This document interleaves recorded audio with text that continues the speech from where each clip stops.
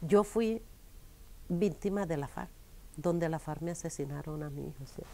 Víctima de la FARC, hubo tiempo de rencor, tuve rencor, después ya elaboré mi duelo y tiempo de reconciliación y todo eso. Han pasado tantas cosas y eso, pues ya ahora yo estaba, ahora soy víctima de los paramilitares. ¿Por qué? Porque los paramilitares dicen que ya yo hago parte de la FARC.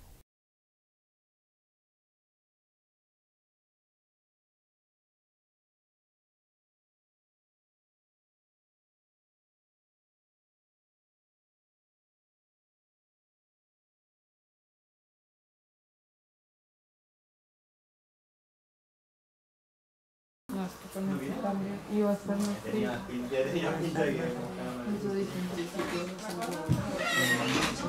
Cuando hubo el proceso de que ya la FARC iba a desarmarse, que iba a hacer la negociación con el gobierno, nosotros le escribimos, las víctimas directas le escribimos y les dijimos que queríamos que ellos fueran a una conmemoración que teníamos el 23 de enero, que fueran allá a pedirle perdón a la gente. Fuimos amenazados también, que si íbamos a ir allá, pues nos atuviéramos a las consecuencias.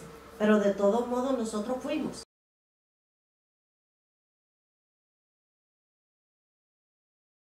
En el 1994, un 23 de enero, estamos recién que cumplieron 24 años, pues cumplió 24 años la masacre, que afectó mucho a la región de Urabá, sobre todo al barrio obrero donde yo vivo. Ahí perdí un hijo. Hubieron 35 muertos. La FARC hizo pues una masacre llamada, pues fue conocida internacionalmente como la masacre de La Chinita, donde asesinaron a 35 personas. De esas 35 personas hubo un hijo mío, pues que cayó ahí, tenía 16 años, murió en esa masacre. Estuvimos, fue una cosa de mucha tristeza, de mucho dolor, fue muy duro. Lo que pasa es que la FARC siempre mandaban panfletos, mandaban muchos panfletos, regaban, amanecían regados, alisten 2000 ataúd, alisten 1500 ataúd, va a haber una masacre, los vamos a matar, eso fue anunciado y no fue anunciada de un mes ni de 2, fue anunciada prácticamente de un año.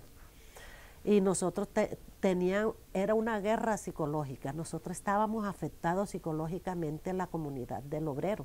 ¿Por qué? Porque cuando a uno lo amenazan de tal manera que le dicen que para tal tiempo van a matar, van a asesinar 2000 personas, van a asesinar 1000 personas, van a asesinar todo eso, uno está asustado.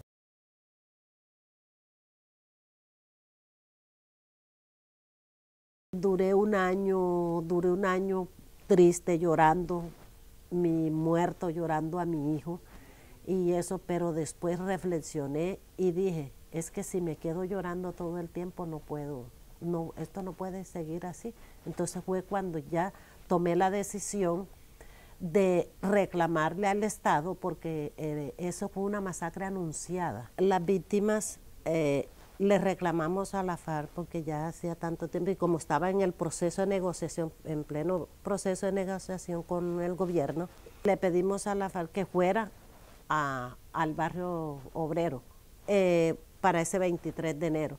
Entonces ellos, mejor dicho, en menos de un mes nos respondieron, diciendo que no, ellos no podían ir, pero que sí sacáramos una delegación de las víctimas, pero que fuéramos víctimas directas y que ellos nos invitaban a La Habana.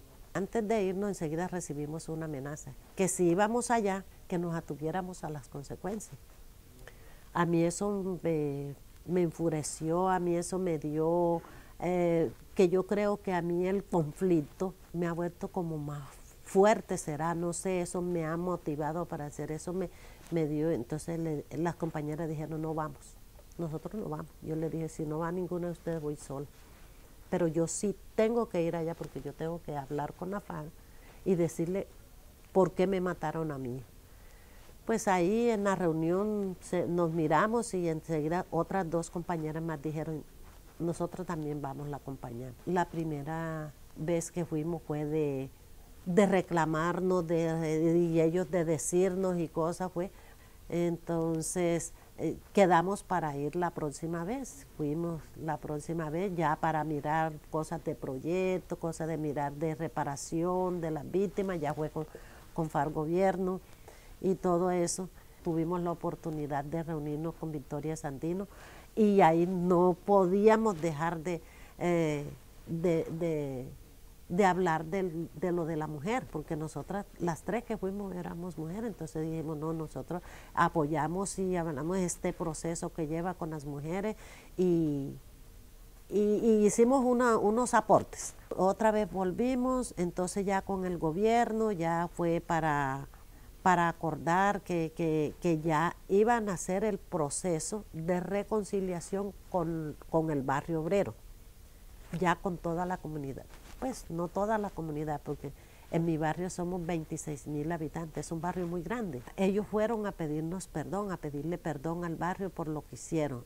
Fue Iván Márquez, fue Pastora Lape, fue Biojó, no me acuerdo el nombre, pues apellido Biojó, pues es el alias que él tenía, y eso, fueron 4, fueron como 5 de La Habana. Entonces allá el que habló fue Iván Márquez, donde nos dijo que no debió pasar, fue un error, una mala información.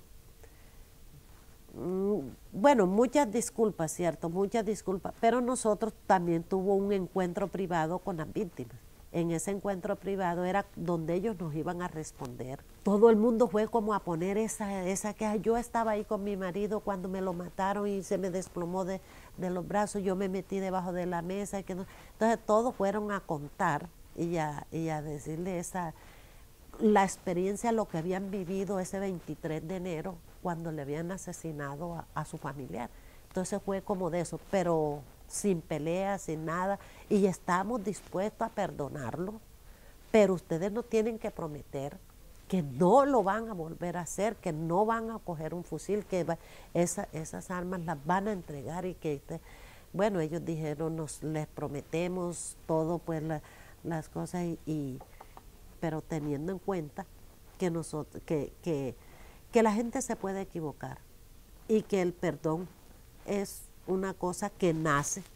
Unos dijeron que no perdonaba y eso es que nace, ¿cierto? Para uno volver como a vivir, cuando uno ya experimenta ese sentimiento del perdón y de reconciliación, uno dice, ay, yo descanso, yo descansé. Tomamos la decisión para nosotros volver a vivir también, porque nosotros con el odio, con el rencor, con ese dolor que tiene uno dentro, no vive. Todo el tiempo vive amargado y eso no hace sino traerle problemas a uno.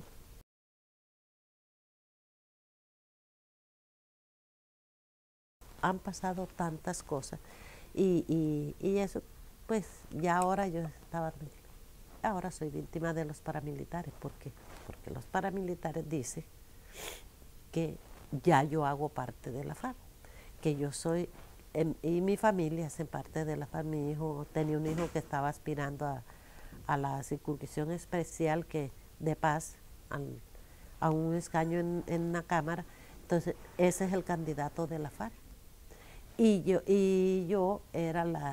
Yo también era de la FARC. Entonces, pero es una cosa que por molestar, digo yo, porque cómo se les va a ocurrir que yo, siendo víctima de ellos, ahora me voy a hacer aliado de ellos.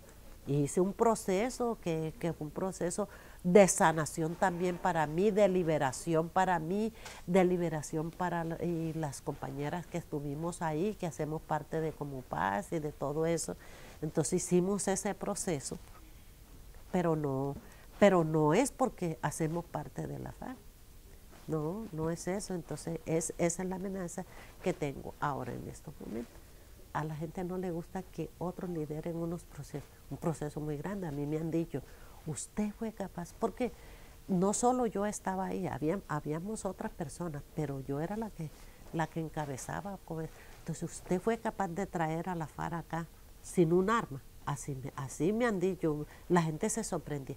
Hombre, usted es una berraca. ¿Cómo fue capaz usted de traer a la FARC aquí a Urabá? Cuando hay un líder que sobresale y que hace cosas que no se espera, entonces ya esa persona la tienen ahí como quien dice, esto se nos irá a salir de las manos, ¿qué otra cosa irá a hacer? ¿Qué irá? Entonces no les conviene, porque les conviene que lideren todos los procesos, el círculo que tiene, pues, donde están unos cuantos y que son los que mandan. Entonces, cuando surge una persona liderando un proceso de esta, así, entonces dicen, no, pero entonces esta ¿qué es lo que está haciendo? Esta se nos va a salir de las manos, esta se está haciendo una cosa muy grande. Pues yo pienso que es eso, porque no le busco otra explicación, no le encuentro otra explicación de que ellos, cómo se les va a ocurrir de que yo voy a ser parte de la FARC.